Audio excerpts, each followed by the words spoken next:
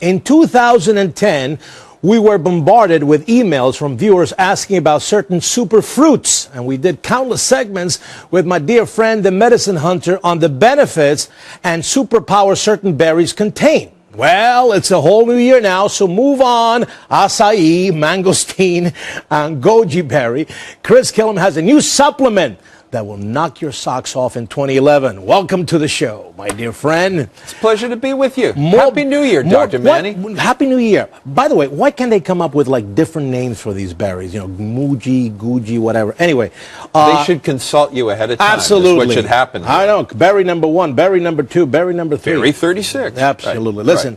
Listen, everybody's very excited because you're going to reveal to them, you're going to reveal to the world what the 2011 most powerful berry is going to be. I feel like Karnak on Johnny Carson. Go ahead, I should have a turban. Tell me, what is this berry and what does it do? It's called Maqui berry. Maqui berry. And here's what I can tell you. It's purple. It's good tasting. It comes from the Patagonia region of Chile. So it's not made. It's not being made in California. Not yet. Oh well. Okay. And or in New Jersey. And it is harvested by a group of natives called the Mapuche Indians.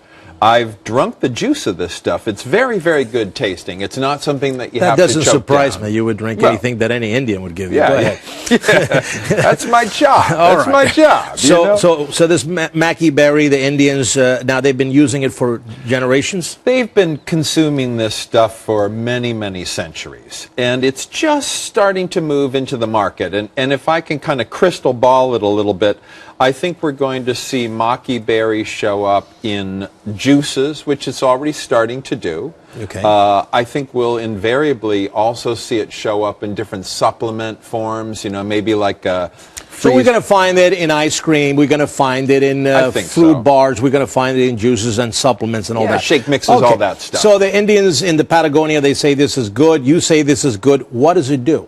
Well, like all of the other purple fruits, it's rich in these antioxidants called anthocyanins.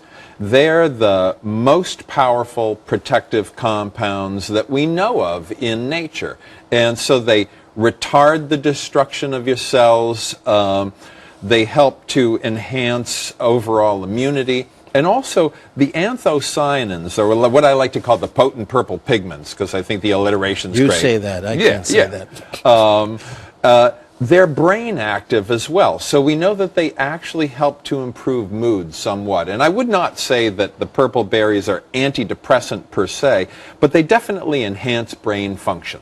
Can you make wine out of these things? You can make wine out of any fruit. I know. And wineberry. Yeah, and I think that there are some people there, just like with elderberry in Austria, there are some people in Chile who I think do make Maqui berry wine. Fruit wines, other than grape wines, aren't typically so popular here in the U.S. I mean, they're kind of a marginal sector of the wine market.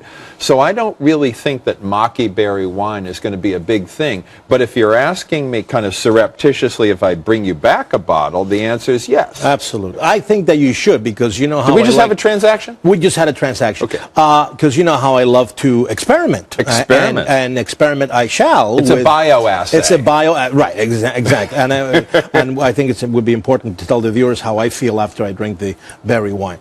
Healthier, smarter. All right. Last question for you. At the intro, I said goodbye to all of these, you know, acai, and I said goodbye to the mangosteen. I think I said goodbye to the goji berry.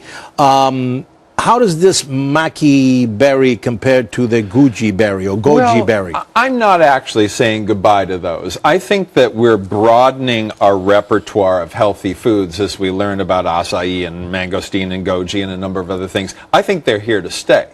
I think that Maqui berry is at least as high in antioxidant activity as acai, maybe a little bit more so. So it's definitely real healthy. I think it's just going to add to the mix rather than replace those other superfruits. So more choices. More choices. Now, and again, this is the last question I want to ask you. If somebody's listening to all of this, and they say, okay, I love to get myself into the, you know, super berry modality. How often should they consume these products? You know, as far as I'm concerned, eating healthy foods is a daily event. All right. So, you know, you're eating your leafy greens, you're eating your lean meats and fresh fish, you're having your berries. The more you consume of super nutritious foods, the more nutrients you have The more super dude you're going to be. More super dude you're gonna- Anyway. Are we promising super dudedom here or just well, we'll good see. health? Listen, just bring me the one. I'll tell him how it does for me. And, All right. you know, before All you right. know it, we will be reporting on some breaking news here at Fox News.